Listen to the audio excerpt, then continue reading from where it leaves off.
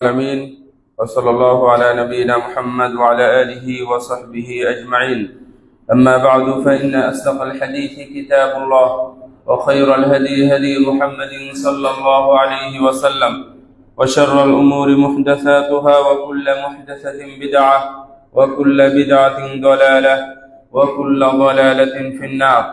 أعوذ بالله من الشيطان الرجيم. يا أيها الذين آمنوا اتقوا الله حق تقاته ولا تموتن إلا وأنتم مسلمون.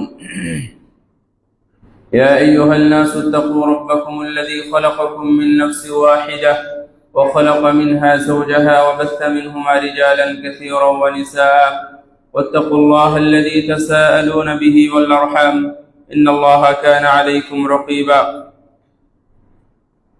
وقال الله تعالى: إنما جزاء الذين يحاربون الله ورسوله ويسعون في الأرض فسادا أن يقتلوا أو يصلبوا أو تقطع أيديهم وأرجلهم من خلاف أو ينفوا من الأرض، ذلك لهم خزي في الدنيا ولهم في الآخرة عذاب عظيم.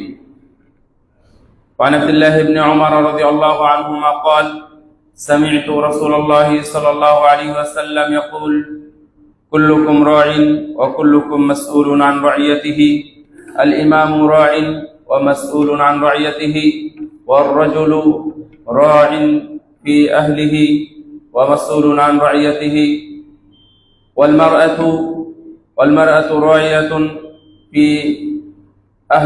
في بيت زوجها ومسؤولة عن رعيتها، والخادم راع في مال سيده ومسؤول عن رعيته. رواه البخاري. وعن أبي بكر الصديق رضي الله تعالى عنه قال: قال رسول الله صلى الله عليه وسلم: لا يدخل الجنة جسد غذي بالحرام. وقال النبي صلى الله عليه وسلم: يا كعب بن عجرة، إنه لا يدخل الجنة من نبت لحمه من سحت، النار أولى به يا كعب بن أجرة. رواه الدارمي وصححه الألباني رحمه الله. প্রশংসা সেই মহান রবের উদ্দেশ্যে, যার অশেষ মহিমায়, অশেষ মেহেরবানিতে, যার কৃপায় আজকে আমরা জুমার সালাতে এমন একটি সময় উপস্থিত হয়েছি। দীর্ঘ জুলুম, নিপীড়ন, নির্যাতনের মাঝখানে দীর্ঘ সময় পার করার পরে মহান আল্লাহ আমাদেরকে মহাব্বত করে, ভালোবেসে, স্বাধীনভাবে, সুন্দরভাবে বেঁচে থেকে ইবাদত করার সুযোগ দিয়েছেন। এই জন্য আল্লাহর দরবারে শুকরিয়া জানাই, আলহামদুলিল্লাহ। যখন পরাধীনতা থেকে, জালেমের মাজলুম অধ্যায় থেকে মানুষ মুক্ত হয়, তখন তিনটা কাজ আমাদেরকে করতে হয়। একটি হলো এই জন্য আল্লাহর শুকরিয়া আদায় করা, আলহামদুলিল্লাহ। 2 নম্বর হলো বেশি বেশি করে ইস্তেগফার করা, আস্তাগফিরুল্লাহ পাঠ করা। 3, তওবা করা। আমি কোনোভাবেও যদি এই জুলুমের সাথে, জালেমদের সাথে সম্পৃক্ততা থাকে, আল্লাহর কাছে বা মানসিকভাবেও, মৌন সম্মতির দিক থেকেও যদি সমর্থন থাকে, থাকতেই পারে, তাহলে আল্লাহর কাছে বারবার তওবা করা। এই 3টা কাজ রাসূল সাল্লাল্লাহু আলাইহি ওয়াসাল্লামের যুগ থেকে পরবর্তীতে সালফে সালেহিন, তাবিঈনে ইদাম যারা এটা করতেন, এই 3টা কাজ করতেন: শুকরিয়া আদায় করা, ইস্তেগফার করা এবং তওবা করা। আল্লাহর কাছে আমরা শুকরিয়ার সাথে আল্লাহর কৃতজ্ঞতা প্রকাশ করছি, আলহামদুলিল্লাহ, এবং আস্তাগফিরুল্লাহ আল্লাযী লা ইলাহা ইল্লা হুয়াল হাইয়ুল কাইয়্যুম ওয়া আতুবু ইলাইহি। এই বিষয়ে ইবনে কাইয়িম আল জাওযী রাহিমাহুল্লাহ খুব দারুণ বক্তব্য আছে যে কেন তিনটা কাজ করা। সূরা নাসর নাজিল হয়েছিল বিদায় হজ্জের সময়, কিন্তু জয় এসেছিল আগে। মক্কা বিজয় হয়েছে, তারপরে সূরা নাসর নাজিল হয়েছে। তো কেন আমরা কোনো বীর, কোনো গোষ্ঠী, কোনো জাতি, কোনো সম্প্রদায় অথবা কোনো কলামিস্ট, কোনো বিজ্ঞানী, কোনো শাসক, কোনো দায়িত্বশীলের প্রশংসায় অনেক সময় ভাসিয়ে দিই, কিন্তু আমরা খুব সহজেই আল্লাহর প্রশংসা করতে ভুলে যাই। এই জন্য 1 নম্বর কাজ হলো আল্লাহর শুকরিয়া আদায় করা। আলহামদুলিল্লাহ। দরুদ ও সালাম, শান্তির ধারা বর্ষিত হোক বিশ্ব মানবতার মুক্তি দিশারি মুহাম্মদ রাসূলুল্লাহ সাল্লাল্লাহু আলাইহি ওয়াসাল্লামের প্রতি। সম্মানিত উপস্থিতি, আজকে একটি বিষয় নিয়ে আপনাদের সাথে আলাপ করব, তা হলো যে দুর্নীতির কারণ এবং এগুলো প্রতিকারের বা দমনের উপায়সমূহ। দুর্নীতি কেন হয় এবং এগুলো কিভাবে দমন করা যায়। আমরা প্রত্যেকের স্থান থেকে যদি আমরা এগুলো করতে পারি তাহলে এটা একটি ভালো দিক। সুতরাং যারা যেখানে যেভাবে আছেন সেখান থেকে একটু সচেতন হবেন। দুর্নীতিগ্রস্ত জাতি কখনো সফলতার মুখ দেখে না, দেখেও নি। আপনি যদি দুর্নীতিগ্রস্ত জাতি তৈরি করেন তাহলে আপনিও এর সফলতা কখনোই দেখতে পাবেন না।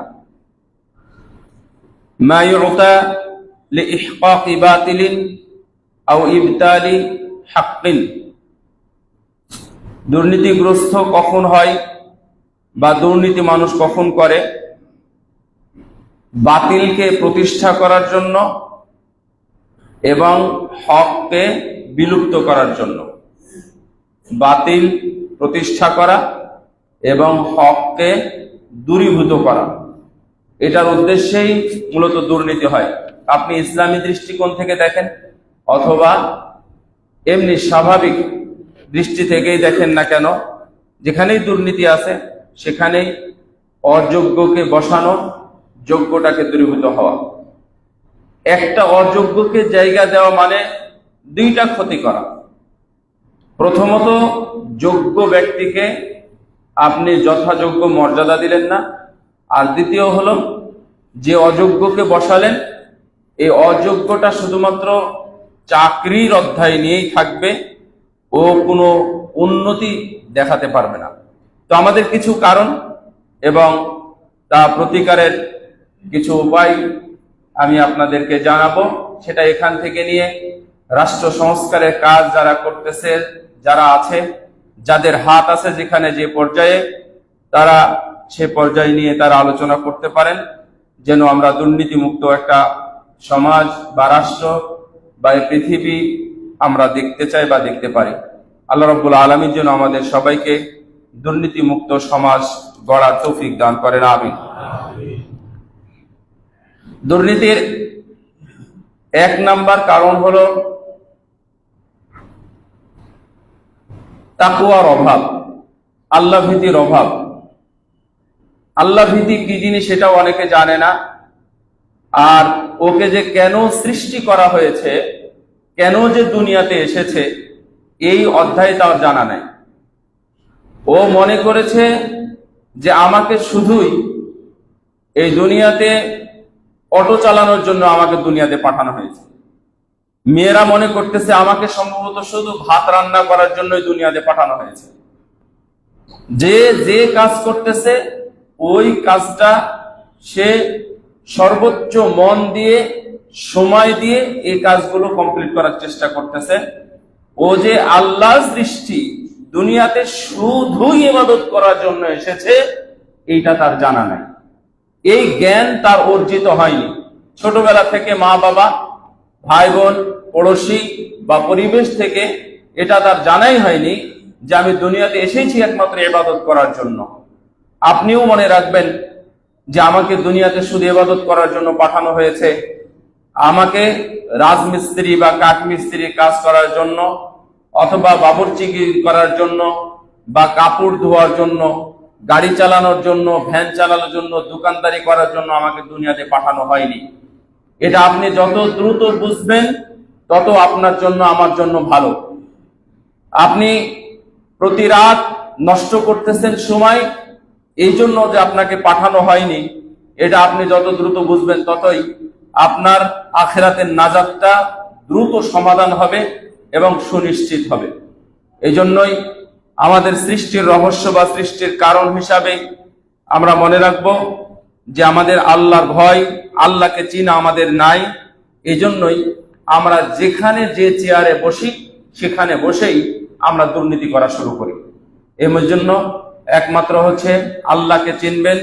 যারা আল্লাহকে চিনে, এমনকি কর্মী পর্যন্ত। দেখেন, রাসূল সাল্লাল্লাহু আলাইহি ওয়াসাল্লাম একজন দাসী যে কাজ করে খায়, কৃতদাস কিনা গোলামকে জিজ্ঞাসা করেছিলেন, আইনাল্লাহ, আল্লাহ কোথায়? ওই মেয়ে উত্তর দিয়েছিল, জারিয়া বলা হয়েছে। জারিয়া মানে হচ্ছে যুবতী বা যুবতীর নিচের যে বয়সের, এই মানের বয়সকে বলা হয় জারিয়া। তো বা কুমারী মহিলাকেও জারিয়া বলা হয়। জিজ্ঞাসা করা হলো, আইন আল্লাহ, আল্লাহ কোথায়?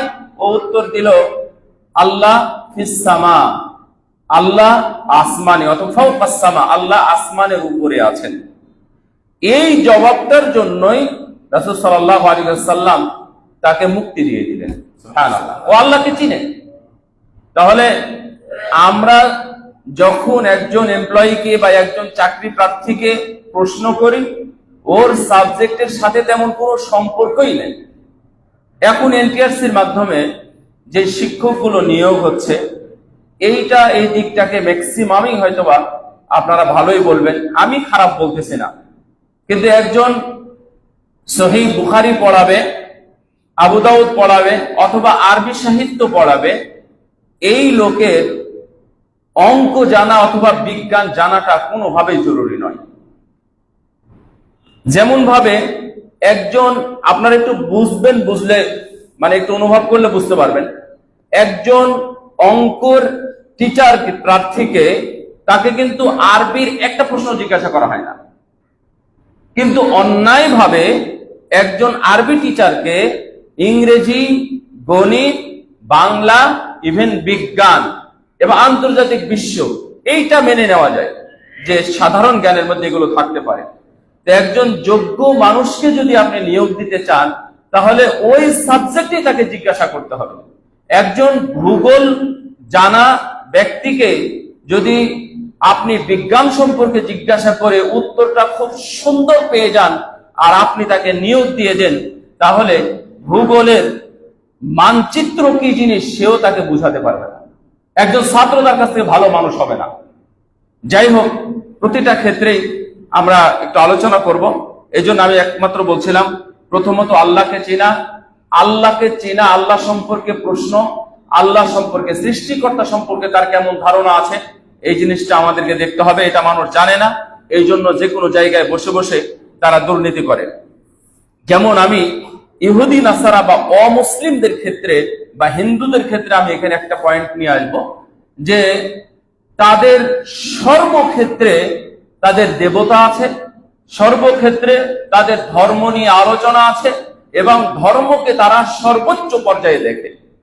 একজন মানুষ দেখেন, এমন অবস্থা হয়ে গেছে যে একজন ছেলে যখন ইফতার করতেছে খেলার মাঠে অথবা সালাত আদায় করতেছে, তাদের জন্য খুব একটা সুযোগ দেওয়া হয় না।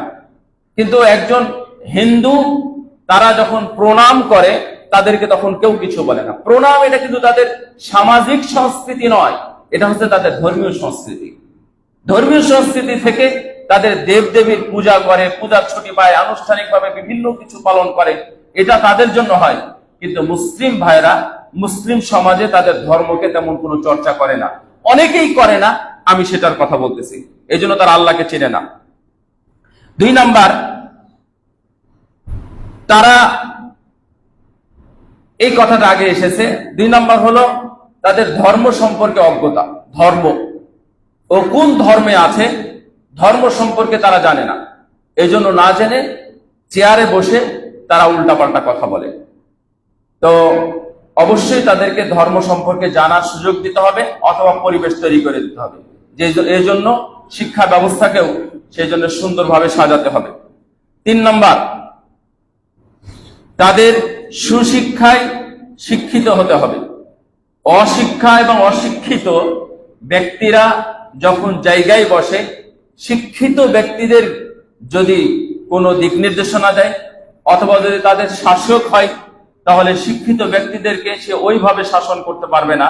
অশিক্ষিত ব্যক্তি যেমনভাবে শিক্ষিত ব্যক্তি শিক্ষিতদেরকে শাসন করতে পারে অথবা তাদেরকে দিক নির্দেশনা দিতে পারে। এই জন্য সুশিক্ষাটা নিশ্চিত করতে হবে।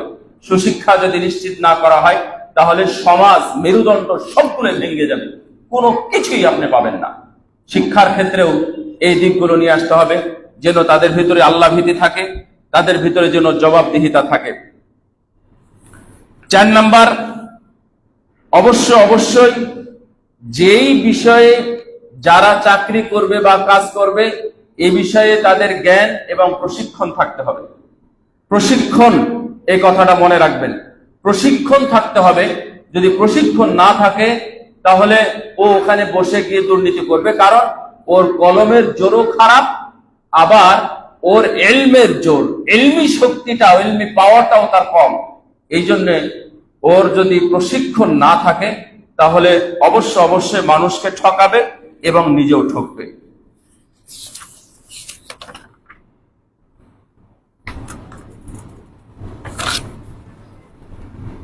আমাদের কয়েকটি বিষয় এখন নিয়ে আসবো। তার একটা হলো যে মুসা আলাইহিস সালাম যখন মাদাইনে গেলেন, মাদাইনে যাওয়ার পরে এক জায়গায় চলে গেলেন। উনি একজনকে, লম্বা ঘটনা, আপনারা হয়তো অনেকে জেনেছেন বা জানেন। সূরা কসস যদি আপনারা প্রথম থেকে নিয়ে শুধু বাংলাটা পড়ে যান তাহলে বুঝতে পারবেন। তো খুব সংক্ষেপে উনি একজনকে মেরেছিলেন, বানি ইসরায়েলের একজনের সাথে ফেরাউনি বংশের আরেকজনের দ্বন্দ্ব হচ্ছিল। উনি বানি ইসরায়েলের পক্ষাবলম্বন করে একসময় একটা ঘুষি মারেন। হাদিসে কোরআনের মধ্যে আসছে ঘুষি মারার কথা বা একটা থাপ্পড় দেওয়ার কথা। তো যেভাবেই হোক না কেন এক থাপ্পড়ে লোকটি মারা যায়। লোকটি মারা গেলে আল্লাহর কাছে ভুল স্বীকার করলেন, আল্লাহ রাব্বুল আলামিন তাকে ক্ষমা করে দিলেন। পরের দিন যেই লোকটার পক্ষ নিয়ে আরেক ব্যক্তিকে হত্যা করেছিল, পরের দিন দেখা যাচ্ছে একই লোক আরেক জায়গাতে চিৎকার করতেছে, আমাকে হেফাজত করো, আমাকে সাহায্য করো। তো মুসা আলাইহিস সালাম দ্রুত আবার সেখানে চলে গেলেন। চলে যাওয়ার পরে ওই লোকটাকে আবার মারবে, ঠিক ওই মুহূর্তে ওই লোক বলতেছে, তুমি গতকালকে এর পক্ষ নিয়ে মারামারি করতে গিয়ে একজনকে তুমি মেরে ফেলেছো, তুমি কি আবার সেই কায়দায় আসছো আজকে আবার মেরে ফেলবে? আমি কিন্তু জানি যে তুমি একজনকে গতকালকে মেরেছো। এই কথাটাতেই মুসা আলাইহিস সালাম বুঝতে পারলেন না গতকালকের কাজটা ঠিক হয়নি, আর আজকে যে কাজটা করতেছে আসলে এ হলো ফাসাদি, এ বেশি বেশি ফাসাদ তৈরি করে। উনি সেখান থেকে খুব গোপনে সংগোপনে চলে গেলেন। ফাখরাজা মিনহা খাইফা ইয়াতারাক্কাব। তো উনি ওখান থেকে খুব সতর্কতার সাথে চলে গেলেন। চলে যাওয়ার পরে উনি ভাবতেছেন কোথায় আশ্রয় নেবে, কি করবেন। হঠাৎ করে দেখলেন মরুভূমির মধ্যে অনেকগুলো মানুষ তাদের ছাগল, মেষ, গরু, ছাগল যেগুলো আছে পানি খাওয়ানোর জন্য একত্রিত হয়েছে। পানি অনেক নিচে, খুব কষ্ট করে উঠাতে হয়। তো মুসা আলাইহিস সালাম সেখানে গেলেন, দেখলেন দুইজন মেয়ে এক জায়গায় দাঁড়িয়ে আছে। তোমাদের কি সমস্যা যে আমরাও আমাদের ছাগল বা আমাদের প্রাণীদেরকে পানি খাওয়াবো, কিন্তু আমরা পাচ্ছি না, অনেক মানুষ, এরা চলে গেলে তারপরে আমরা খাওয়াবো। তো মুসা আলাইহিস সালাম বললেন যে না, এদের একটু সহযোগিতা করা যায়। তো মুসা আলাইহিস সালাম সেখানে গেলেন। তারপরে ওনার সাথে আল্লাহর কথোপকথন ছিল। সেখানে আল্লাহ রাব্বুল আলামিন তার মুজিজা দিলেন। উনি চাইলেন, সঙ্গে সঙ্গে পানিটা অনেক উপরে উঠে চলে আসলো। সেই পানি স্বাচ্ছন্দ্যের সাথে সবাই তুলে খাওয়ালো, পানি খাওয়াই দিল, আগে আগে চলে গেল। বাবা জিজ্ঞাসা করলো তোমরা এত আগে চলে আসলে কেন? তো বললেন যে আমরা আজকে অপরিচিত একটা মানুষকে দেখলাম যে আমাদের পানি খাওয়াতে সাহায্য করেছে। বাবা বললেন, বাহ, তাহলে তো খুব ভালো মানুষ। অবশ্যই এলাকার মানুষ না, কারণ এই এলাকায় একজন আরেকজনের উপরে দরদ দয়া করে এটা দেখা যায় না। সুতরাং ওই লোকটি কোথায় থাকবে, কিভাবে থাকবে, কে তাকে আশ্রয় দেবে? এত ভালো কাজ করলো, তোমরা তাকে ফেলে রেখে চলে আসলে। সুতরাং ওকে ডাকো। একজন মেয়ে আসলো, একজন মেয়ে এসে তাকে নিয়ে চলে গেল। এখানে আমাদের অনেক কিছু শিক্ষার ছিল। তো একজন মেয়ে যখন আসলো, এসে বলল যে আমার বাবা আপনাকে ডাকতেছে, আপনি যে আমাদের পানি পান করিয়েছেন, এই পানি পান করানোর জন্য আমার বাবা আপনাকে পুরস্কার দিতে চায়। فجاءته إحداهما تمشي على استحياء قالت إن أبي يدعوك ليجزيك أجر ما سقيت لنا فلما جاءه وقص عليه القصص قال لا تخف نجوت من القوم الظالمين। এসে খুব লজ্জাশীল একজন মেয়ে এসে বললেন, আমার বাবা আপনাকে ডাকে, আপনি চলেন। চলে গেলেন। মুসা আলাইহিস সালাম সামনে। সাধারণত কি হয়, যে রাহবার সে কোথায় থাকে? সে সামনে থাকে। কিন্তু মুসা আলাইহিস সালাম সামনে হাঁটলেন আর মেয়েটা পিছনে। বাড়িতে গেল, যাওয়ার পরে সব ঘটনা বলার পরে বললেন, ঠিক আছে, তুমি এখন মুক্ত আছো, তুমি নিরাপদে আছো, তোমার আর কোনো সমস্যা নেই। মুসা আলাইহিস সালামের মেয়ে একজন বললেন, যে আবাতিস্তাজিরহু ইন্না খায়রা মান ইস্তাজারতাল কওয়িয়ুল আমিন। আব্বা, আপনি এই লোককে আমাদের কর্মী নিয়োগ করতে পারেন, এই লোককে আমাদের কর্মী নিয়োগ করতে পারেন। তো মুসা আলাইহিস সালামের উনি পরবর্তীতে শ্বশুর হন। তো উনি জিজ্ঞাসা করেন, তুমি কি দেখে বুঝলে এই লোককে নেওয়া যাবে? তখন বললেন যে আপনি তো একজন কর্মী নেবেন, যেই কর্মীটা হবে বিশ্বস্ত এবং শক্তিশালী কর্মঠ। আমরা দুইটা গুণই তার মধ্যে দেখেছি। তো শক্তিশালী কি, যে ও পানি উঠিয়ে দিয়েছে খুব স্বাচ্ছন্দ্যে সুন্দরভাবে, তার মানে তার শক্তি, দৈহিক শক্তি আছে, ও কাজ করতে পারবে। কিভাবে বুঝলে ও আমিন, আমানতদারি কিভাবে বুঝলে, বিশ্বস্ত মানুষ? তখন বলল যে আমি পুরো রাস্তায় তার সাথে এসেছি, সে আমার দিকে একবারও ঘুরে তাকায়নি। সুবহানাল্লাহ। সেই সময় যখন পর্দার বিধানই ছিল না, তার মানে এটা ভালো, একবারও তাকায়নি। মুসা আলাইহিস সালামকে বলা হলো, তুমি যদি চাও তাহলে তুমি এখানে আমার বাড়িতে 8 বছর কাজ করবে। 8 বছর কাজ করলে আমি আমার এক মেয়ের সাথে তুমি যেটাকে চাও তার সাথে বিবাহ দেব। তুমি চাইলে 10 বছরও করতে পারো। মুসা আলাইহিস সালাম 10 বছর কাজ করে তারপরে বিবাহ বন্ধনে আবদ্ধ হলেন। এক সময় তাদের সন্তান গর্ভে আসলো। মুসা আলাইহিস সালাম চলে গেলেন এখান থেকে। তো এইখানে আমি আপনাদেরকে যেটা বলবো, আরো অনেক কথা আছে, এখানে বেশ কিছু কথা আছে। যেমন আমরা দেখলাম, এটা হয়তোবা আগে খুব একটা দেখা হয় না, গোপনীয়তার শপথ। গোপনীয়তার শপথ, এই গোপনীয়তার শপথ এসেছে মুসা আলাইহিস সালামের যুগ থেকে। তাকে গোপনীয়তার শপথ নিয়েছিলেন যে শোনো, ফামিন ইনদিক ওয়া মা উরিদু আন আশুক্কা আলাইকা সাদরান ইনশাআল্লাহ মা সালিহিন ক্বালা যালিকা বাইনি ওয়া বাইনাক। এই যে চুক্তিটা হলো, এটা আমার মাঝে এবং তোমার মাঝে। অন্য জায়গাতে তুমি এটা প্রকাশ করতে পারবে না, অন্য জায়গাতে এটা প্রকাশযোগ্য নয়। আজকে আমি এক জায়গাতে বসে কাজ করতেছি জাতির জন্য, প্রতিষ্ঠানের জন্য, কোন সম্প্রদায়ের জন্য, অথচ আমি পুরো পরামর্শটাই আমার ব্যক্তি স্বার্থে, আমার স্ত্রীর সাথে অথবা আমার পক্ষে যে অবলম্বন করে, আমাকে অন্যদিক থেকে যে মহাব্বত করে, আমি তার সাথে গিয়ে আলোচনা করি, তার সাথে গিয়ে আমি গোপন বিষয়গুলো প্রকাশ করি। এগুলো রাষ্ট্রীয় কাজ নয়, এগুলো রাষ্ট্রীয় সব অবমাননা এবং রাষ্ট্রের কাজের সাথে এরা হলো নেফাকি করা, 2 নাম্বারি করা। এগুলো দেখা উচিত।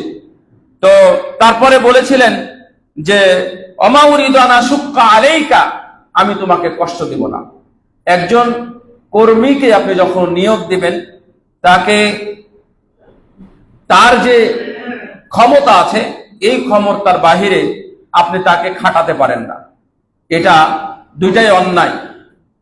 আপনি বলবেন যে তোমার এখন থেকে কাজ করতে হবে 12 ঘন্টা আর 12 ঘন্টা ফ্রি, একজন মানুষ কতটুকু সময় কাজ করতে পারে। আপনিই তো জানেন আপনি কতটুকু সময় কাজ করেন। আপনার কর্মীকে আপনি 12 ঘন্টা কাজ করাবেন, তাকে আপনি সুযোগ দিতে পারেন, তোমাকে 8 ঘন্টার জন্য নিয়োগ করা হলো, তুমি বাকি 4 ঘন্টা যদি কাজ করো, তাহলে এই টাকা ভাগ করে অতিরিক্ত 4 ঘন্টার টাকা যেটা হয় সেটা আমি তোমাকে দিব। সে যদি কাজ করে তাহলে আপনি তাকে রাখবেন, তারপর ওইটা সুন্দর নয়। এছাড়া আরো অনেক বিষয় আছে যে একজন কর্মীকে নিয়োগ করার ক্ষেত্রে আমরা অনেক সময় জুলুম করে ফেলি। এই জন্যই অনেক ক্ষেত্রে আমরা দেখেছি যে দুর্নীতি আমাদের এটা অভ্যাসে পরিণত হয়ে গেছে। 2 নাম্বার হচ্ছে জবাবদিহিতা। তার মানে আপনারা কর্মী নিয়োগের ক্ষেত্রে যেটা করবেন তা হলো আল কওয়ি আল আমিন, শক্তিশালী, মেধাবী, বিশ্বস্ত ব্যক্তিদেরকে আপনারা কর্মী নিয়োগ করবেন, জায়গায় নিয়োগ করবেন। একটা ছোট্ট কথা এখানে বলে দিই, একজন কর্মচারী যখন দোকানে আসবে, দোকানে এসে 2 জন কর্মচারী হলো, আগ থেকে একজন ছিল, পরে একজন আসার পরে পরের 6 মাসে নতুন কর্মচারী আপনাকে এমন কিছু দেখালো, তার কাজ, তার কর্মদক্ষতা এবং তার সঞ্চালতা সবকিছু, তার কথোপকথন, তারপরে কাস্টমার হ্যান্ডেল সবকিছু দেখে আপনি সন্তুষ্ট হয়ে এর চাইতে বেতন আপনি তাকে বেশি দিয়ে তাকে অনেক সুযোগ সুবিধা আপনি দিয়ে দিলেন। দিয়ে দেওয়ার পরে ওর আমানতদারিতা আছে কিনা, ও আমিন কিনা এটা আপনি জানেন না, শুধুমাত্র কর্মদক্ষতার উপরে আপনি তাকে দিয়ে দিলেন। দেওয়ার পরে 6-7 মাস পরে পুরো দোকান খালি করে দিয়ে আপনাকে ঠকিয়ে টাকা পয়সা নিয়ে পালিয়ে চলে গেল। আর যে বোকা শোকা ছিল, কিছু বিক্রি করত, যতটুকু পারত ততটুকু সততার সাথে ছিল, ও কিন্তু সেভাবেই থেকে গেল। আপনার স্বর্ণের দোকানের আমাদের এই গত রমজানে নারায়ণগঞ্জের এক ভদ্রলোক, এক ভাই সরাসরি বলছে, ওনার দোকানে আমি গেছি, যাওয়ার পরে সে এত সুন্দর কাস্টমার হ্যান্ডেল করে, সে প্রথমে 2-3 বার সন্দেহ করেছে, কিন্তু কাস্টমারকে এমন ভাবে সে পরিচালনা করে, এর জন্য সে তাড়ে নাই। শেষ পর্যন্ত দেখছে যে না, এই আমার অন্তত 12 থেকে 13 লক্ষ টাকার স্বর্ণ ও আমার এই 6 মাসের মধ্যে মেরে দিয়েছে। নিশ্চিত যখন হয়েছে তখন তাকে বিদায় করে দিয়েছে।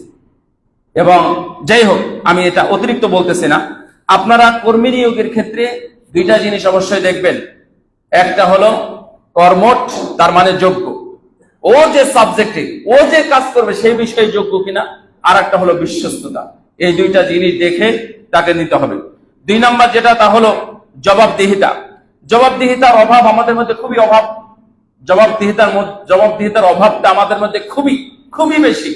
জবাব দিতে হবে এই মানসিকতা আমাদের নেই। ওয়া ইন্না আলাইকুম লাহাফিযিন কিরামান কাতিবিন ইয়ালামুনা মা তাফআলুন। তোমরা যা করছো ওরা কিন্তু জানে, এবং তারা লেখার জন্য সম্মানিত ফেরেশতাদেরকে নিয়োগ করা আছে। ওয়া ইন্না আলাইকুম লাহাফিযিন, অর্থাৎ ওয়া ইন্না আলাইকুম লামালাইকাতান, তোমাদের উপরে ফেরেশতা নিযুক্ত করা আছে। এই ফেরেশতারা তোমরা কে কি করছো এবং করো তা সবই ফেরেশতাদেরকে জানানো আছে, ওরা জানে। এমনকি আপনারা জানলে আশ্চর্য হবেন যে ফেরেশতাদের আপনার মনে কি আছে এটাও ফেরেশতাদেরকে জানানো হয়। তার মানে আপনার যে মা খাতারা আলা কলবি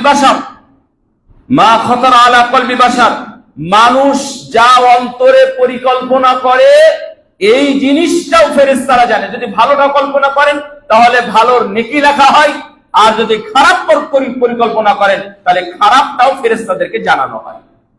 তাহলে আপনি পালাবেন কোথায়? আপনি জবাব দিবেন না।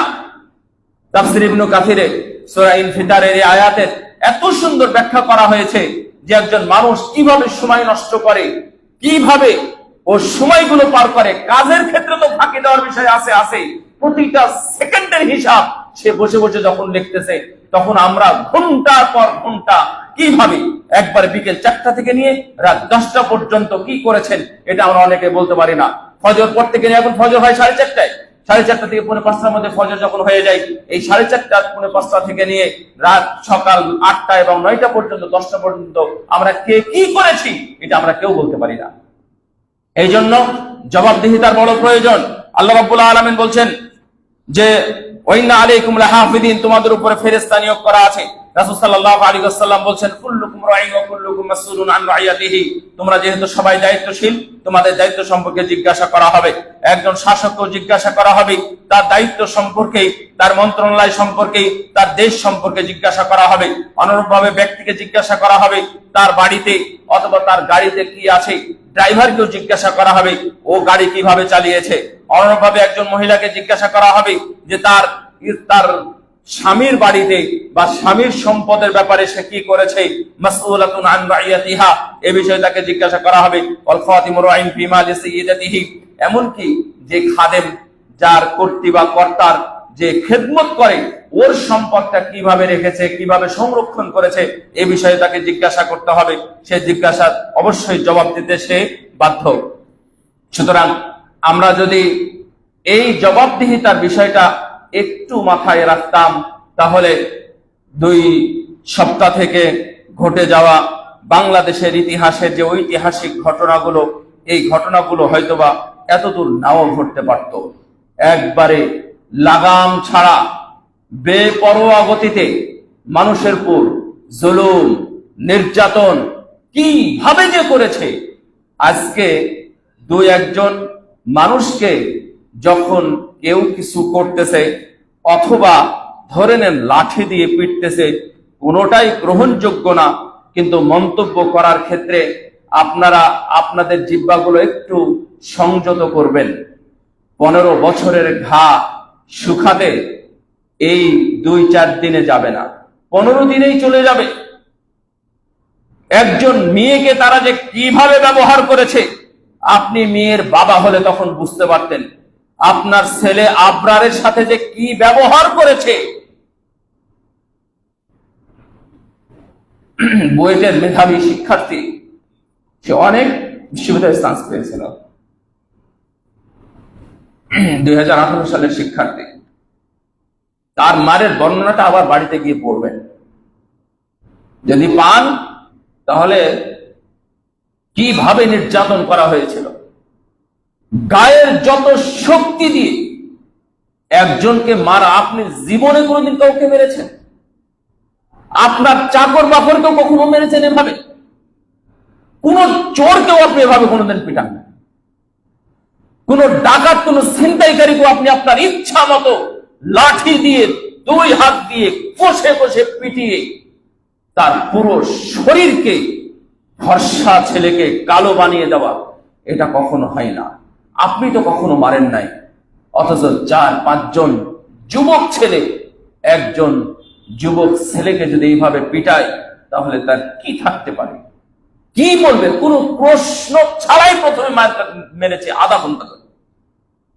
আমি শুধু একটার কথা বললাম, অনেক দিন আগে বলেছিলেন একজন ভদ্রলোক রাজনীতিবিদ যে এই সংগঠনটাই একদিন পুরো সংগঠনকে নষ্ট করে দেবে। 2013 বা 14 সালের কথা, যখন বিশ্বজিৎকে একটা সম্প্রদায় মেরেছিল, তখনই বলেছিল এটা ব্যান্ড হওয়ার দরকার। তখন উনি বলেছিলেন যে একদিন যদি এটা ব্যান্ড না করে, তাহলে দেখবেন এরাই একদিন এদেরকে নষ্ট করে দেবে। ঠিক তাই হয়েছে। সম্মানিত উপস্থিতি, জবাবদিহিতা এখন আপনাদের ভিতরে রাখবেন। গতকালকের খবর দেখেন নাই যে সুনামগঞ্জে এক ভদ্র মুসলিম সুন্দর মানুষ একজন, সে বলতেছে আগে তো আপনারা 20,000 টাকা করে দিতেন, ওটাও কিন্তু ঘুষই ছিল, ঘুষ। 20,000 টাকা করে দিতেন, এখনকার পরিস্থিতি যেহেতু ভিন্ন, সুতরাং আপনাদেরকে এখন একটু বেশি দিতে হবে। সর্বশেষ দফা রফা 30,000 টাকার কমে ছাড়বে না। আগে 20,000 টাকা ঘুষ দিয়েই লাইসেন্স, ড্রাগ লাইসেন্স পেয়ে যেত, ওষুধের লাইসেন্স। এখন 30,000 টাকা নিবে, হাতে নাতে ধরা খেয়েছে। তার মানে ওই অভ্যাসটা আমাদের এখনো যায়নি। জবাবদিহিতাটা ভিতরে নিয়ে নেবেন। উমর রাদিয়াল্লাহু তাআলা আনহু যখন মদিনা থেকে ফিলিস্তিনে সফরে গেলেন, ফিলিস্তিন থেকে সিরিয়ায় আসলেন, তখন আবু উবাইদা ইবনে জাররাহ রাদিয়াল্লাহু তাআলা আনহু, যিনি একমাত্র ব্যক্তি যিনি বাবাকে হত্যা করেছিলেন ইসলামের জন্য, বাবা ছিল কাফের, তরবারির সামনে যখন বদরের ময়দানে এসেছিল তখন তাকে হত্যা করেছিলেন। আবু উবাইদা ইবনে জাররাহ রাদিয়াল্লাহু তাআলা আনহু যখন সিরিয়ার খলিফা, গভর্নর, এই সিরিয়ার গভর্নরের বাড়িতে গেলেন উমর রাদিয়াল্লাহু তাআলা আনহু। ফিলিস্তিন থেকে আসার পথে, ফিলিস্তিন এবং সিরিয়া পাশাপাশি, একেবারে একই মেরুতে, অর্থাৎ উত্তর দক্ষিণের ক্ষেত্রে একই মেরুতে। তো ওখানে গেলেন। ফিরে আসার সময় চাবি হস্তান্তরের জন্য গিয়েছিলেন জেরুজালেমে, বাইতুল মাকদেসে। চাবি হস্তান্তর, মুসলিমরা শাসন হয়ে শাসনভার পেল, জয়ী হলো, চাবি নিলেন। নেওয়ার পরে মুসলিম শাসককে দিয়ে আসলেন। গভর্নর ছিলেন আবু উবাইদা ইবনে জাররাহ, তার বাড়িতে গেলেন। যাওয়ার পরে দেখছেন যে ছোট্ট একটা ঘর। তো বললেন, গভর্নর বুঝেন তো আপনি, এই গভর্নর যার পাওয়ার ছিল এই বাংলাদেশের মতো অন্তত 3টা বাংলাদেশ, এই 3টা বাংলাদেশের মতো বিশাল জায়গা নিয়ে একটা প্রধানগিরি করতেছে গভর্নর। সেখানকার মানুষ একটা ছোট্ট জায়গাতে, বলছেন যে আপনি থাকেন কোথায়? গভর্নরকে জিজ্ঞাসা করছে আমিরুল মুমিনিন খলিফাতুল মুসলিমিন ওমর ইবনে খাত্তাব রাদিয়াল্লাহু তাআলা আনহু। তো বললেন যে আমি তো এখানেই থাকি, এই জায়গাটাই কবরের চাইতে 3 গুণ বড়, একটা কবরের চাইতে 3 গুণ বড় একটা গভর্নর সেখানে বসবাস করে। কিছুই বললেন না। বললেন যে আপনি আমাদেরকে কিছু আপ্যায়ন করেন, কিছু খেতে দেন, আমরা দূর থেকে আসছি, কিছু পানি এবং খাবারের ব্যবস্থা করেন। তো উনি আমতা করছিলেন যে কি ব্যবস্থা করবেন। পরিশেষে ঠান্ডা পানি আর 3 দিন আগে শুকনা রুটি খলিফাতুল মুসলিমিন, যিনি তখন বলা যায় পৃথিবীর শাসক, উমর ইবনে খাত্তাব রাদিয়াল্লাহু তাআলা আনহুর কাছে নিয়ে এসে দিলেন। তখন উমর ইবনে খাত্তাব রাদিয়াল্লাহু তাআলা আনহু দেখে বললেন যে এই খাবার কি আপনি খান? তখন উনি শুধু বলেছিলেন, নাম, হ্যাঁ আমি এটাই খাই। আপনারা জানেন যে ওই দেশে রুটি নষ্ট হয় না, এখনো নষ্ট হয় না, এবং নরমালি কেউ রুটি নষ্ট করেও না। কারো রুটি লাগবে না, বাহিরে ওই জায়গাতে রেখে দিয়েছে, কারো প্রয়োজন নিয়ে যাবে। আবার এখান থেকে যদি কেউ না নেয়, এখান থেকে অন্য কোথাও রেখে দিবে, কেউ নিয়ে যাবে, নাহলে কারো উটকে খাওয়াবে, নাহলে পাখিতে খাবে, এই জন্য কোথাও রেখে দেয়, ডাস্টবিনের মধ্যে ফেলে না। অর্থাৎ রুটি যেহেতু নষ্ট হয় নাই, 3 দিন আগের রুটি উমর ইবনে খাত্তাব রাদিয়াল্লাহু তাআলা আনহুকে দিয়েছে, উনি খেতে পারেন নাই বলতে উনি দুঃখে খেতে পারেন নাই, খুব দ্রুত সেখান থেকে বেরিয়ে গেছেন। বেরিয়ে যাওয়ার পরে দূরে এসে মন ভরে, হৃদয় ভরে একটু হাও মাও করে কান্নাকাটি করতেছেন। সাহাবীরা জিজ্ঞাসা করলেন যে কি ব্যাপার আমিরুল মুমিনিন, আপনি কাঁদেন কেন? কি কারণে কাঁদতেছেন আপনি? তখন উমর ইবনে খাত্তাব রাদিয়াল্লাহু তাআলা আনহু বললেন যে আমরা জবাবদিহিতার শঙ্কায় আছি, মনে হয় আমরা জবাব দিতে পারবো না, এই ভয়ে আমি কাঁদতেছি। আমাদের যে চলা, আমাদের যে থাকা, আমাদের যে খাওয়া, তা কোনোটাই আবু উবাইদা ইবনে জাররাহর সাথে মিলে না। মনে হচ্ছে আবু উবাইদাই একমাত্র এখন সাহাবী আছে, বাকি আর কেউ আমরা সাহাবী নাই। সাহাবীর গুণ থেকে মনে হয় আমরা দূরে সরে গেছি। যখন উমর ইবনে খাত্তাব রাদিয়াল্লাহু তাআলা আনহু উনি হাউমাউ করে কাঁদতেছিলেন, ওই অবস্থা দেখে তখন তার গায়ে যে জামাটা ছিল, এই জামাটাতে 12টা তালি লাগানো ছিল। তার মানে এটা মনে করবেন না যে উমর রাদিয়াল্লাহু তাআলা আনহু খুব বিলাসিতার জীবন যাপন করতেছেন।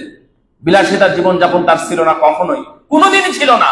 সেই উমর ইবনে খাত্তাব রাদিয়াল্লাহু তাআলা আনহু কাঁদতেছেন, উনি জবাব দিতে পারবেন কিনা? আপনার ভিতরে একটু হয় না? আপনি আপনার সরকারি গাড়ি আপনি পেয়েছেন আপনার ব্যবহার করার জন্য, আপনার স্ত্রী গাড়িতে চলে বাজার করতে যায় কিভাবে? এটা আপনাকে কে বলল? আপনাকে কি লিখিত আকারে দিয়ে দিয়েছে? একজন বিচারপতি বলতেছে যে যখন আমাদের আমরা পেনশনে যাই বা আমরা রিটায়ারমেন্টে যাই, তখন থেকে নিয়ে 12 মাস পর্যন্ত বিচারপতিরা থাকতে পারে।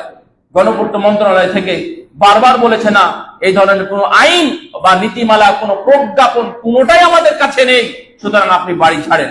বাড়ি ছাড়তে 13 মাস পরে বাড়িটা ছেড়েছে। এই 13 মাসে 14 লক্ষ টাকা তার এখন পর্যন্ত বাকি আছে। প্রায় 5-6 বছর হয়ে গেল, এখন পর্যন্ত দেয় না। দিবে কে? বলবে কে? জবাবদিহিতে নাই, জিজ্ঞাসা করবে কে?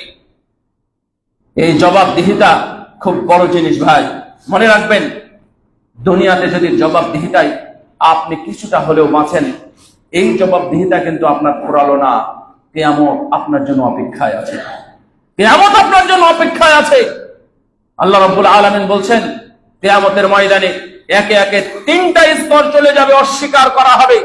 তারপরে তার এই গলা থেকে, এই জায়গা থেকে সিম কার্ড বের করা হবে। এখান থেকে মেমোরি কার্ড বের করা হবে। মেমোরি কার্ড বের করে তাকে বলবো যে এইটা দেখো, এটা এবার তুমি পড়ো, দেখো তুমি কি করেছো। তার ভিডিও, তার অডিও, তার পিকচার, তার 3D পিকচার সহ সবকিছু তার সামনে দিয়ে দেওয়া হবে। তখন সে আর অস্বীকার করতে পারবে না। জবাবদিহিতা একটু ভিন্ন জিনিস। ওয়ালাকাদ খালাকনাল ইনসানা ওয়া না'লামু মা তুওয়াসবিসু বিহি নাফসুহু ওয়া নাহনু আকরাবু ইলাইহি মিন হাবলিল ওয়ারিদ। এটা আল্লাহর কথা। আল্লাহ রাব্বুল আলামিন বলছেন, আমি তোমাদের কোন জায়গায় আছি, তোমাদের ডান ঘাড়ে যে অতীন আছে, যে অতীনটা কেটে দিলে মানুষ মারা যায়, সেই অতীনের চাইতে বেশি নিকটে আছেন মহান আল্লাহ সুবহানাল্লাহ।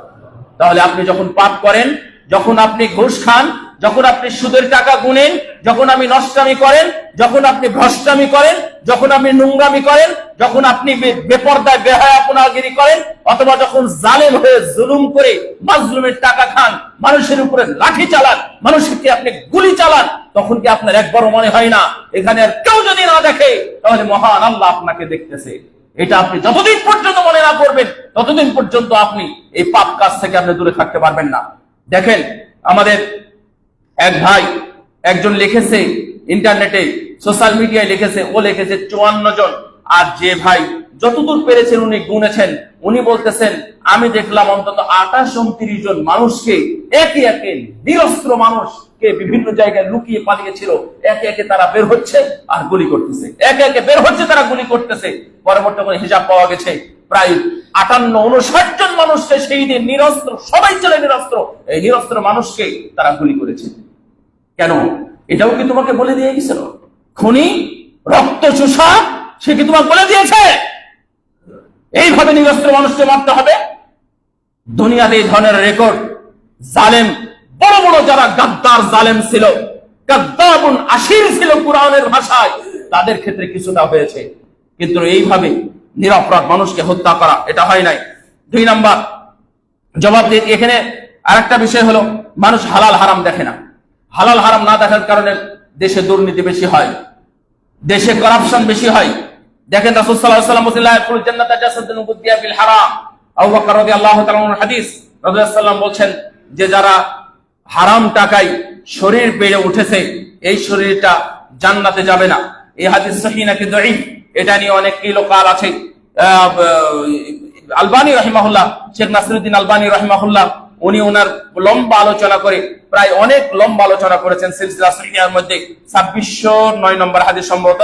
তো ওখানে বলছেন, লাকিন্নাল হাদিস ইনদি সহিহুন ফা ইন্না লাহু শাওয়াহিদ আকওয়াহা, এর চাইতে বেশি শক্তিশালী হাদিস জাবির ইবনে আব্দুল্লাহ রাদিয়াল্লাহু তাআলা আনহু ইয়ারবিহি আনহু আব্দুর রহমান ইবনে সাবিত حدثني جابر بن عبد الله قال سمعت رسول الله صلى الله عليه وسلم يقول يا كعب بن عجرة إنه لا يدخل الجنة من نبت لحمه من سحت।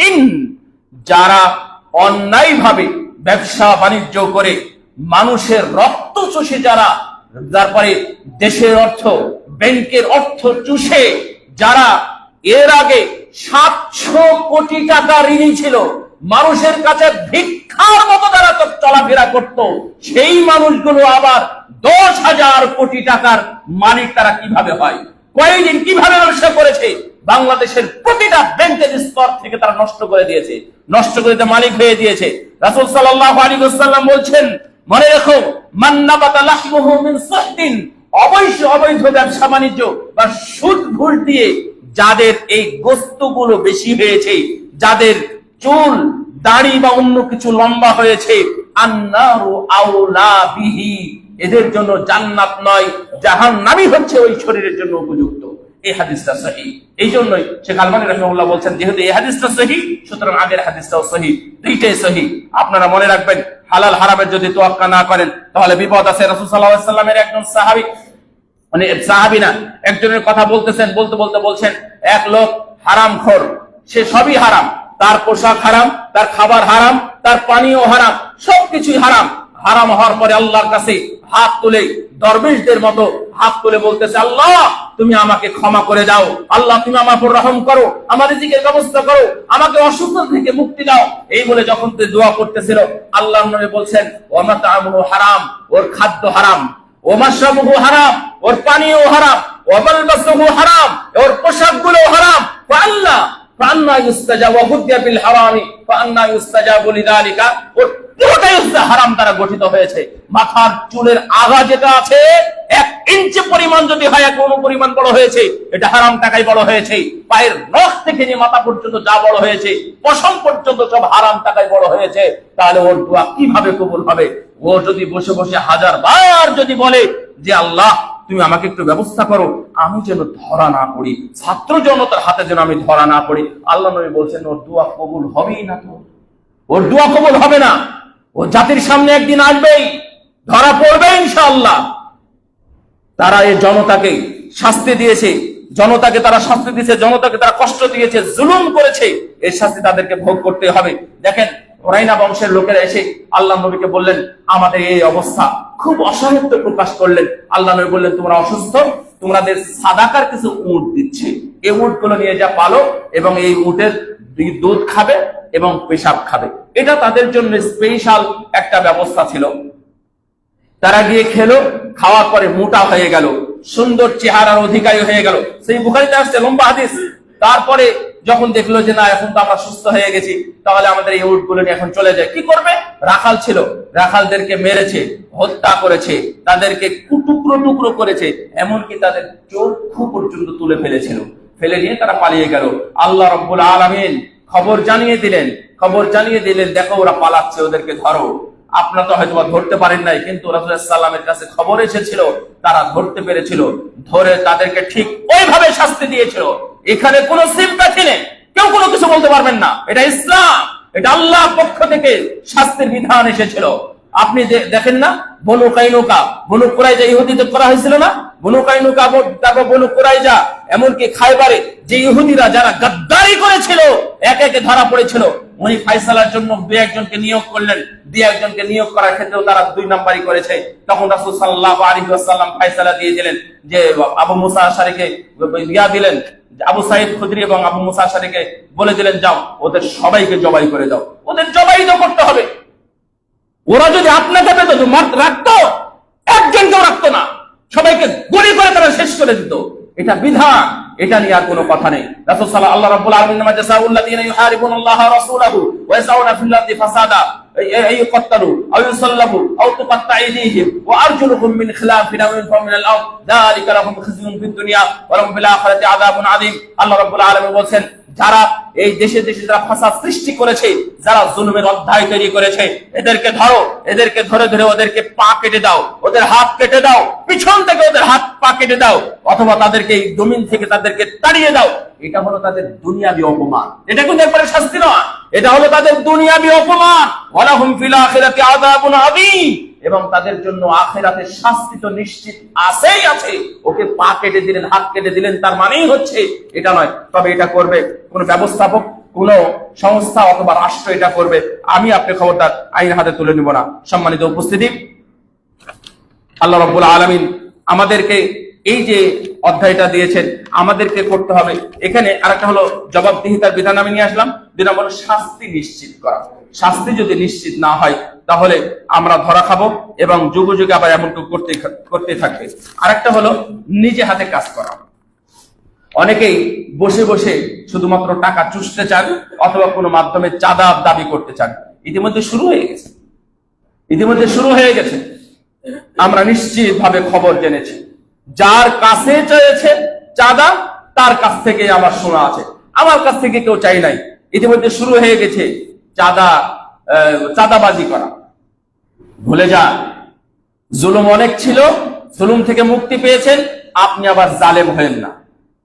রাসূল সাল্লাল্লাহু আলাইহি ওয়াসাল্লাম বলছেন যে মা আকালা আহাদুন তাআমান কাত্তু খায়রাম মিন আইয়াকুলা মিন আমালি ইয়াদাইহি, নিজ হাতে কর্মের উপার্জিত খাবারের চাইতে আর কোনো উত্তম খাবার হতে পারে না। একজন রিকশাওয়ালা সারাদিন রিকশা চালিয়ে সে যখন 150, 200, 300 টাকা কামাই করে 1 কেজি চাল নিয়ে এসে যখন খায়, ও তখন তৃপ্তির সাথে খায়। আর আপনি বসে বসে টাকা ইনকাম করবেন, বসে বসে চাঁদাবাজি করে, কোন ক্লাবের সদস্য হয়ে চাঁদাবাজি করে সেটা খাবেন, এটার মধ্যে কোনো তৃপ্তি নাই। আল্লাহর নবী দাউদ আলাইহিস সালাম কানা ইয়াকুলু মিন আমালি ইয়াদাইহি, উনি নিজ হাতে কাজ করে খেতেন। ইব্রাহিম আলাইহিস সালাম নিজ হাতে কাজ করে খেতেন, ইদ্রিস আলাইহিস সালাম নিজ হাতে কাজ করে খেতেন। আদম আলাইহিস সালাম উনি জমিনে চাষ করতেন, সব নবীদের কাজ ছিল। মুসা আলাইহিস সালাম কাজ করতেন, রাসূল সাল্লাল্লাহু আলাইহি মুসা আলাইহিস সালামের কাজের কথা বললাম, উনি 8-9 বছর 10 বছর কাজ করেছেন। কাজ করার পরে মোহরের সমান হওয়া, তারপরে উনি বিয়ে করেছেন। রাসূল সাল্লাল্লাহু আলাইহি ওয়াসাল্লাম বলছেন, দুনিয়াতে এমন কোন নবী ছিল না যারা ছাগল চড়ায়নি। রাসূল সাল্লাল্লাহু ছোটবেলা থেকে নিয়ে একবারে 25 বছর পর্যন্ত উনি ছাগল চড়িয়েছেন। এই 25 বছর থেকে নিয়ে 40 বছর পর্যন্ত উনি ব্যবসা করেছেন, তার মানে নিজ হাতে কামাই করে খেয়েছেন। উনি কারো ভিখারি ছিলেন না। আমাদের বর্তমান যেটা অন্তর্বর্তীকালীন সরকারের প্রধান ডক্টর মোহাম্মদ ইউনূস, উনি বললেন সব জায়গাতে আমরা শুধু খয়রাত খুঁজি, ফিরি কিছু করে নেওয়া সেটা আমরা খুঁজি। আসলে নিজে কিছু করে দেখানো উচিত। কিছু আপনি করে দেন, আপনার যতটুকু ক্ষমতা আছে আপনি ততটুকু করবেন। আপনি অন্যের কাছে ভিক্ষা করতে না গিয়ে যতটুকু নিজের আপনার আছে, তো কিছু না হলে আপনার হাত আছে, মনে রাখবেন। যদি সবকিছু ফুরিয়ে যায় তাহলে আপনার হাত আছে আর আপনার সময় আছে। এই দুই হাত দিয়ে এবং সময় দিয়ে আপনি যথেষ্ট কিছু অর্জন করতে পারেন, এই সম্ভাবনা আমাদের দেশে আছে। আলহামদুলিল্লাহ, আপনারা চাইলে আপনারা সেটা করতে পারেন। তারপরে আরেকটা বড় কারণ হলো, সেটা হলো ঘুষ কারবারি। আমাদের এগুলো তো আমরা মানে যদিও বলতে পারি না, কিন্তু তারা তো ছিল, বৈধ হোক আর অবৈধভাবে যারা ছিল। একজন শিক্ষামন্ত্রী একজন বলে গেছে, আপনারা ঘুষ খাবেন না, এটা তো আমরা বলতে পারবো না। একজন শিক্ষামন্ত্রী যদি বোর্ড চেয়ারম্যানদেরকে নিয়ে বৈঠকে তিনি এই কথা বলতে পারেন, আমার কাছে প্রমাণ আছে। যুগান্তর, দৈনিক যুগান্তর 27 ডিসেম্বর 2017 সালের কথা, এবং এটা আমি কোথাও থেকে লিখিনি, আমি নিজে ওই পত্রিকা অনলাইনে গিয়ে দেখে আমি এটা লিখেছি, তাই বললাম। এটা বলেছি আপনারা ঘুষ খাবেন না, এটা তো আমি আপনাদের বলতে পারবো না, কারণ আপনারা এর উপরে অভ্যস্ত হয়ে গেছেন। তার মানে উনি মৌখিক ভাবে এবং এই যে এটা লিখিত আকারে হয়ে গেছে, সবাইকে মানে অনুমোদন দেওয়া হয়ে গেছে লিখিত ভাবে যে আপনারা এখন ঘুষ খেতে পারেন। ঘুষের সাম্রাজ্য গড়ে উঠেছিল, সুদের অবৈধ জুলুমের সাম্রাজ্য গড়ে উঠেছিল, সেখান থেকে আপনারা এই পর্যন্ত নিয়ে এসেছেন। আপনাদেরকে বিশেষ করে সাভারের উপর অনেক জুলুম হয়েছে, ছাত্র জনতা কিছু মারা গেছে। আল্লাহ রাব্বুল আলামিন যেন তাদের উপর রহম করেন, তাদেরকে যেন জান্নাতবাসী করেন। যারা আমরা এর আগে যাই হোক আমরা কথা বলতেছিলাম, এখানে খুতবা ছিল। তারপরে যখন হয়, আমি এক মসজিদে খুতবা দিয়েছি ঢাকায়, খিলগাঁয়। আপনাদের হাবিবুল্লাহ ইমাম সাহেব চিনে, তো খিলগাঁয়ে আমি এক মসজিদে খুতবা দিয়েছি। খুতবা দেওয়ার পরে আমার খুতবাটা তেমন কিছু ছিল না। পুলিশ মারা গেছে, ছাত্র জনতা মারা গেছে, এইভাবে সরাসরি গুলি করা, এটা আসলে শুভ মানে স্বাভাবিক বা সুস্থ মানুষের এটা কাজ হতে পারে না। এই ধরনের কিছু নিয়ে আমি 12টা বা 13টা আমি হাদিস বলেছি খুতবার মধ্যে। আমি সালাত আদায় করে ওখানে বসে আছি, সালাম ফিরানোর 1 মিনিটের মাথায় ভদ্রলোক এখান থেকে একজন উঠে বলতেছেন, হুজুর একটা প্রশ্ন করেন, আপনি যে আজকে খুতবাটা দিলেন, এই খুতবা দেওয়ার জন্য কি আপনাকে কেউ বলেছে? আমি বললাম যে না, খুতবা দেওয়ার জন্য কেউ কিছু বলে নাই। তো উনি বললেন যে না, আপনি খুতবা দিলেন, আপনি শুধুমাত্র ছাত্রদের মরার কথা বললেন, পুলিশ তো মারা গেছে কিছু বললেন না, টিভি সেন্টার পুড়িয়ে দিয়েছে সেটা তো বললেন না, তারপরে ওই যে কি মেট্রো রেল এরিয়া পুড়িয়ে দিয়েছে সেটা তো আপনি কিছু বললেন না, আপনি শুধু একটা পক্ষ নিয়ে বললেন না। পুলিশের কথা বলেছি, একটা খুতবায় জুলুম নির্যাতনের বিষয়ে আমি কথা বলেছি, মুফলেস ডে কি হবে কিয়ামতের ময়দানে আমি তার সম্পর্কে কিছু বলেছি, অতিরিক্ত কিছু বলি না। এটা নিয়ে বেশ কিছু হয়েছে। পরবর্তীতে তারা আমার নাম এবং নাম্বার নিয়ে তারা থানায় জমা দিয়েছে। এ হলো জঙ্গি। এক আশ্চর্য কথা, এই কয়দিন আগের খুতবা, আপনাদের এখানে খুতবা দিয়ে গেলাম, সম্ভবত তারপরের খুতবাতেই পরে আমাকে শুধু বারবার ফোন দেয়। যাই হোক, ও ঝামেলা থেকে এক সময় মুক্ত হয়েছে আলহামদুলিল্লাহ। কিন্তু কি সাহস, কত বড় কথা, এটা নিয়ে একজন যে কথা বলবে সেটারও কোনো সুযোগ হলো না। একজন শুধুমাত্র বলেছে, তুমি বসো, এখন এসব বিষয়ে প্রশ্ন করতে হবে কেন? তার উপরে চড়া হয়ে গেল। ওই একটা ছোট মানুষ, কত বছর বয়স হবে, কত মুরব্বী মানুষ আছে, বিশাল মসজিদ, আপনাদের ধরনের এসি মসজিদ, ওটাও এতগুলো মানুষের সামনে এভাবে কথা বললো। একজন ভদ্রলোক মুরব্বী এসে আমাকে জিজ্ঞাসা করতেছেন যে আপনার বাড়ি কোথায়? বললাম অমুক জায়গায়। আচ্ছা ঠিক আছে, সমস্যা নাই। উনি জোরে করে একজনকে বলেন, এই কামাল, এর ব্যবস্থা করবি না? হুজুরের সামনে বেয়াদবি করলো। এইটা নিয়ে অনেক কথা হয়েছে। পরে সে যে এত পাওয়ার দেখিয়েছে, তবে পরবর্তীতে তাকে আর খুঁজে পাওয়া যায়নি, কোথায় আছে না আছে। যাই হোক, আমাদেরকে সম্মানিত উপস্থিতি, আমরা একটু বিষয় বলবো যে কিয়ামতের ময়দানে জবাবদিহিতা আছে। আপনাকেও প্রশ্ন করা হবে, আপনি আপনার জীবনটাকে কিভাবে পার করেছেন, আপনার সম্পদটা কিভাবে অর্জন করেছেন, কিভাবে আপনি খরচ করেছেন, সব বিষয় দিয়ে আপনাদের এই জবাব আপনারা ঠিক করে নেবেন। নেওয়ার পরে মরার প্রস্তুতি গ্রহণ করবেন। আল্লাহ রাব্বুল আলামিন আমাদের সবাইকে যেন জুলুম মুক্ত থাকার তৌফিক দান করেন। আল্লাহ রাব্বুল আলামিন যেন আমাদের সবাইকে জুলুম বা দুর্নীতি মুক্ত সমাজ গড়ার পিছনে অবদান রাখতে তৌফিক দান করেন। আমিন। ওয়া আখিরু দাওয়ানা আলহামদুলিল্লাহি রাব্বিল আলামিন। আকুলু মা তাসমাউন ওয়া সাল্লাল্লাহু আলা নবিয়িনা মুহাম্মদ।